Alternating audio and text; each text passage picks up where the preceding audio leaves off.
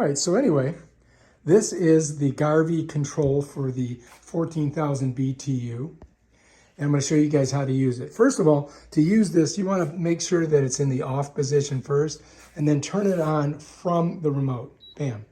There it goes, right? So now this is on, and right now it's showing 75, right?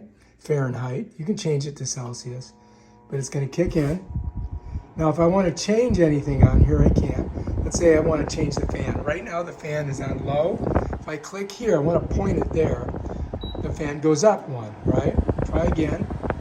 It goes up to the highest, right? So if I want this to stop swinging, I click this. So that stops the swing, right?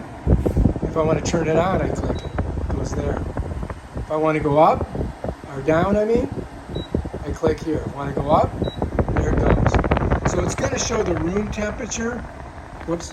You got to get it low here, into this area here. If you go like this, it doesn't work. See that? So we can go down. Yeah. And then if we want to turn it off, bam. That's it. That's pretty much how it works.